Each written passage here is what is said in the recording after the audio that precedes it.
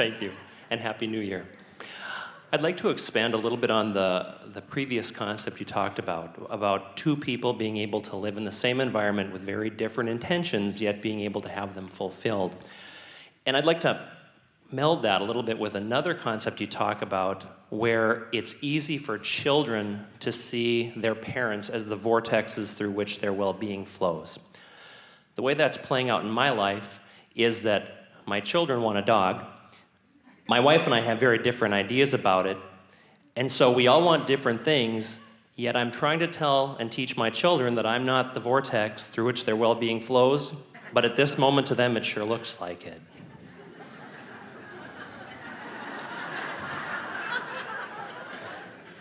So the question is, if my children really believe that I'm the vortex through which their well-being flows, and they really want something, and they are oblivious to the fact that I don't want it because their desire for it is so strong, will I be putty in their hands? Will I yield to their pure request, even though I am determined to do otherwise? We stretched a little for that, but you have found that to be your experience, haven't you? In some respects, yes. Don't you find yourself just feeling inclined to do things that you said you would never ever do? Sure. And yet, when a child wants something and they're convinced that they're not going to get it, and so they're fussing and throwing fits in order to get it, you don't feel so inclined, do you? No, but in some ways I see them sort of giving up. I see my daughter writing about how much she wants a dog, yet you can almost feel in that paper sort of this resignation that it isn't going to come. Well, that will help her get a dog. Because when she gives up, do not worry, she has not given up her desire for the dog. She's only given up the struggle, which is going to bring it quickly. You see.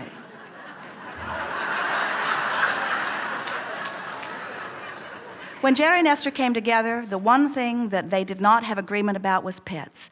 Jerry made Esther sign a prenuptial agreement that said, or nearly so, no pets, because they die first, and Jerry and Esther travel a lot, and so he didn't want the discomfort of pets. And so Esther, who has always had a lot of pets around her before, agreed to allow him what he wanted, even though she still loves animals and would have liked to have had some up close to her. And so as they're traveling about in their bus, they see lots of pets moving around the campgrounds, and every time Esther would see one, especially one loose somewhere, Esther would say, "Hello, little cat," or "Hello, little dog, would you like to come to Texas and live with me?" And Jerry would say, "Oh no, that was not our agreement," and they would laugh, and that would be the end of it.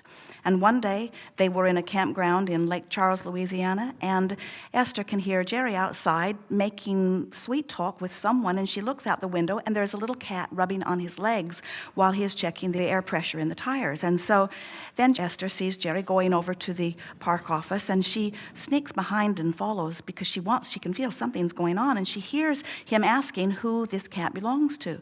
And the owner is telling him that someone dumped it off. They don't know where it came from.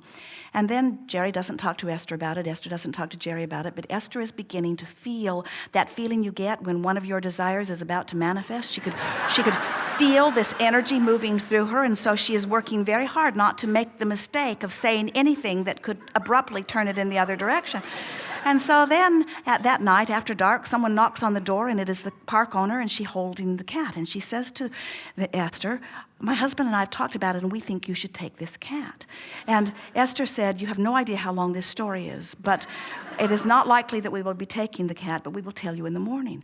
Well, now Esther is certain. The universe has brought this cat in someone's arms right to her door. Esther can hardly breathe. She is so excited. She's lying in the bed. Jerry can hardly sleep. He is so sure that something he does not want is about to happen. And so they are lying there, neither one of them sleeping, and Esther said, "I'll make you a deal. If when we wake up in the morning, if the cat is nowhere to be seen, that will be the end of it. I won't say a word about it. But if that cat is on our doorstep, then we will take it as a sign, and we will take the cat." And Jerry says, "That sounds like a good plan." So the next morning they get up before daylight.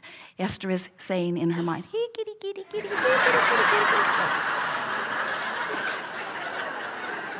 Jerry is outside pulling the hoses in and such, and it is just becoming daylight and no cat anywhere around. The diesel engine has to be warmed up for 6 minutes before they move the bus, and so Esther starts the big engine, and off in the distance, far away in the tall grass, a little cat is jumping up over the grass and down, disappearing and then showing itself, disappearing and then showing itself, and the cat came right to the door of the bus. Jerry opened the door and said, "Well, little cat, I guess you're going to Texas," and in the cat came. Now, lovable cat, Elsie, stands for Lake Charles, Louisiana cat, lovable cat, a vibrational match to what both of them want. She is an independent cat. She is outside at the office. The girls all love her. There is a cat door in every building possible so that she can come and go as she wants. She is utterly independent. Jerry got everything that he wanted from this cat. Esther got everything that she wanted from this cat. You can have everything that you want if you don't make what someone else wants that seems in opposition a big factor in your vibration, you see. It is our expectation that you want your children to know that they create their own reality. It is our expectation that you want them to know that if they focus upon something and they focus upon it purely, that the universe will find a way through the path of least resistance to bring it. And you know, a father who has said no pets, no pets, no pets is not exactly the path of least resistance, but that will not keep the pet from coming. In other words, the universe is not okaying what your child gets through you. That's the big thing that parents have a hard time understanding. The universe is yielding to the purity of the child's desire.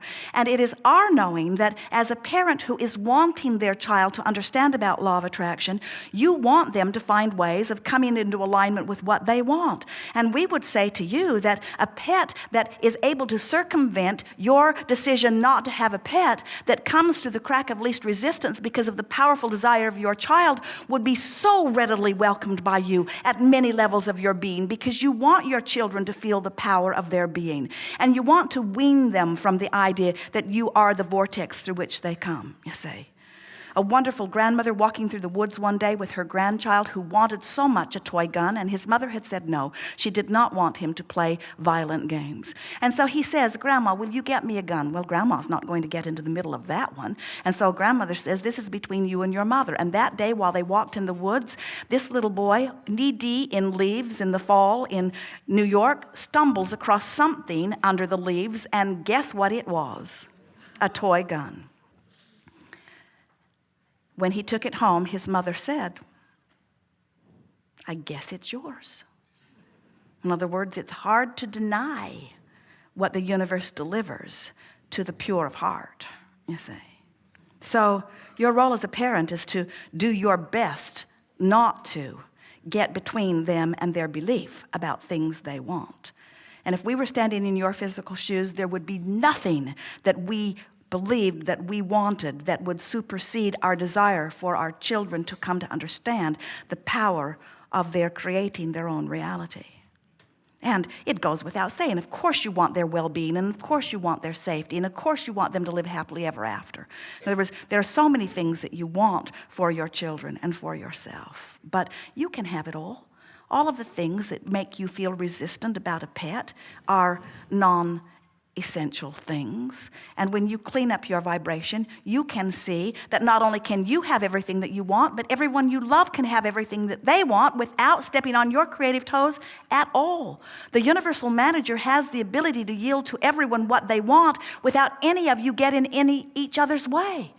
You don't get in each other's way unless you fixate on something that you don't want them to want and use that as your excuse to mess up your vibration. But it's not somebody else having something that they want that messes up your vibration, even if it's a child bringing a pet into your house. And we know it's hard to hear, but it is so. Thank you very much. Did we get there for you? You did. Thank you.